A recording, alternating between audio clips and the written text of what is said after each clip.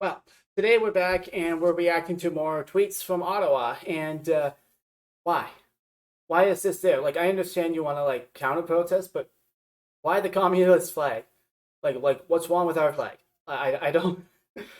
I don't get that. I don't get this at all. And it's really unfortunate that you can see, especially if you look through all of the tweets and you read them all with an open mind, you could see people are definitely layering their own narratives and their own versions of the story on top of what's actually happening. And I feel like things like that sort of just manifest themselves in little pictures like this. I mean, I'm like, and one of the critical issues that I think we do as critical thinkers and people, in this whole political space is that we look at things like this and we're just like, counter protesters, they're communists. We divide everything into such a black and white sort of viewing thing, and I don't think that's helpful because I feel like in all likelihood, probably only a handful of people who thought this was a good idea.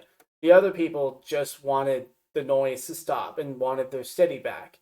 Um, of course, I don't know that for sure, for 100%, but I don't want to make the error or the mistake of taking everybody who's on one side and associating them with all of this, and I don't want to take everyone who's slightly on this side and just associate them with all of that.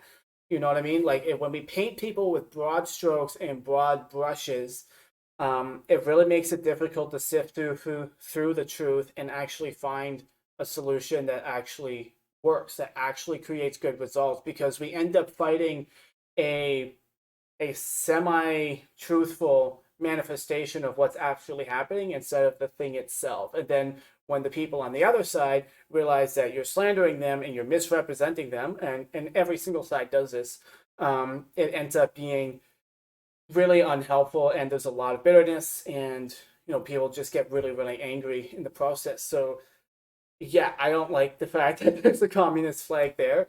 Um, I don't necessarily believe that Trudeau himself is a communist because he runs a pretty capitalistic country.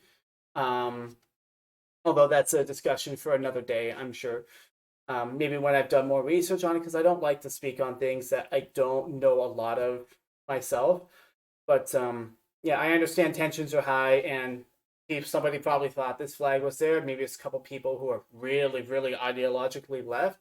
But I think for the most part, it's most likely that the people who are counter protesters, they just want their city back. They just want things to quiet down and go. And unfortunately, I think it's really unfortunate that there's such a divide here. I said in my last video, I'm super, super happy and stoked that there's been no real signs of violence so far, from what I can tell.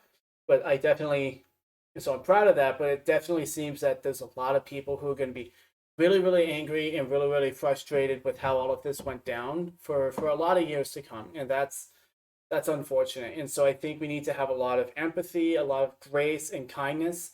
And one of the things that we do around here is I try really, really hard to work backwards from the assumption that every single human being has value and is deserving, it deserves to be treated with dignity. So I always try to come at the situation with empathy, kindness, and respect. And that doesn't mean not keep people accountable, by the way. Holding people accountable definitely plays into that whole framework that I said there, because if you love somebody, you're not just gonna let them continue doing something wrong that they shouldn't be doing, that's hurting them and other people. And so holding people accountable is definitely part of that framework. I think that when you respond to things like this with venom and hatred, and you allow yourself to get triggered into doing that, you actually deprive yourself of the ability to actually speak in a way that can make a more positive difference. So I don't like the communist flag. I don't like communism. I'm a pretty entrepreneurial type guy, but I'm not gonna let this one photo trigger me into going into an anti um, counter protester rant and say they're all leftists and they're all this and they're all that, which is really unfortunate that a lot of people do that nowadays. And I just don't want to be a part of that. So I'm gonna keep a cool head. I'm gonna keep it calm. Just like, hey, flag's there.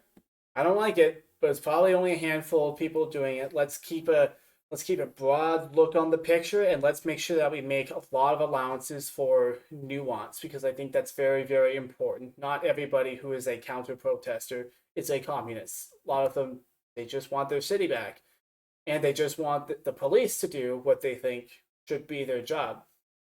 Um, so yeah, those are my thoughts on that. Be sure to hit a like and subscribe, and